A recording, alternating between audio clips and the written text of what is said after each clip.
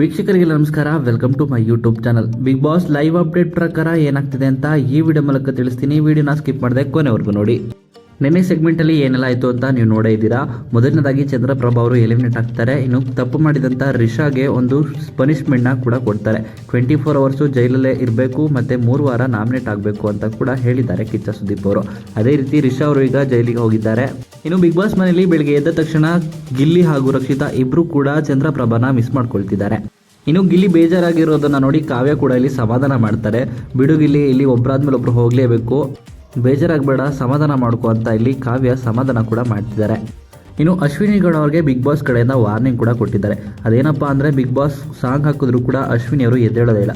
ಅಶ್ವಿನಿ ಅವ್ರಿಗೋಸ್ಕರನೇ 3 ಸಾರಿ ಸಾಂಗ್ನ play ಮಾಡಿದ್ದಾರೆ, ಆದರೂ ಕೂಡ ಅಶ್ವಿನಿ ಹೇಳೋದಿಲ್ಲ. ಇದನ್ನು ನೋಡಿ ಬಿಗ್ ಬಾಸ್ ವಾರ್ನಿಂಗ್ ಕೂಡ ಮಾಡಿದ್ದಾರೆ. ಇದು 3ನೇ ಬಾರಿ ವಾರ್ನಿಂಗ್ ಕೂಡ ನಡೀತಾ ಇರೋದು.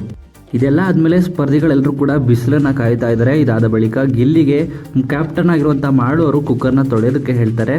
ಇನ್ನು ಗಿಲ್ಲಿಯವರು ಮಾಳುಗೂ ಕೂಡ ಕಾಲೆಳಿತಾ ನೀವು ಹೇಳಿರೋದು ಕುಕ್ಕರ್ ಒಂದೇ ಒಂದು ತೊಳೆಯೋದಕ್ಕೆ ಅಂತ ಹೇಳಿ ತೊಳೆದ್ಬಿಟ್ಟು ವಾಪಸ್ ಬರ್ತಾರೆ ಅಲ್ಲಿಂದ. ಇದಾದ ಬಳಿಕ ಬಿಗ್ ಬಾಸ್ ಒಂದು ಅನೌನ್ಸ್ನ ಮಾಡ್ತಾರೆ. ಅದು ಕೂಡ ನಾಮಿನೇಷನ್ ಪ್ರಕ್ರಿಯೆ ಅಂತ. ಎಲ್ಲರೂ ಕೂಡ ಗಾರ್ಡನ್ ಏರಿಯಾಗೆ ಬಂದು ಕುಳಿತುಕೊಂಡಿರ್ತಾರೆ. ಅಲ್ಲಿ ಮೆಣಸಿನಕಾಯಿ ಕೂಡ ಇಟ್ಟಿರ್ತಾರೆ. ಮೆಣಸಿನಕಾಯಿ ಟಾಸ್ಕ್ ಆಗಿರೋದ್ರಿಂದ ಎಲ್ಲರೂ ಕೂಡ ಯಾರ ಹೆಸರನ್ನ ಸೂಚಿಸಿ ನಾಮಿನೇಷನ್ ಮಾಡ್ತಾರೋ ಅವರು ಮೆಣಸಿನಕಾಯಿನ ತಿನ್ನಬೇಕಾಗಿರುತ್ತೆ. ಅದಕ್ಕೆ ಸೂಕ್ತ ಕಾರಣಗಳನ್ನ ಪ್ರತಿಸ್ಪರ್ಧಿಗಳು ಸೂಚಿಸಬೇಕಾಗುತ್ತೆ. ಅದೇ ರೀತಿ ಒಂದು ಪ್ರೋಮೋನ ಕೂಡ ಬಿಟ್ಟಿದ್ದಾರೆ, ನೀವು ಈಗಾಗಲೇ ನೋಡಿರ್ತೀರಾ. ಈ ರೀತಿಯಾಗಿ ಲೈವ್ ಅಪ್ಡೇಟ್ಸಲ್ಲಿ ನಡೀತಾ ಇರುವಂಥದ್ದು. ಇನ್ನು ಈ ವಿಡಿಯೋ ಇಷ್ಟ ಆಯಿತು ಅಂದರೆ ಲೈಕ್ ಮಾಡಿ. ಬಿಗ್ ಬಾಸ್ ಕನ್ನಡ ಸೀಸನ್ 12 ಮತ್ತಷ್ಟು ಹೆಚ್ಚಿನ ವಿಡಿಯೋಗಳಿಗಾಗಿ ನಮ್ಮ ಚಾನಲ್ಗೆ ಸಬ್ಸ್ಕ್ರೈಬ್ ಮಾಡಿ.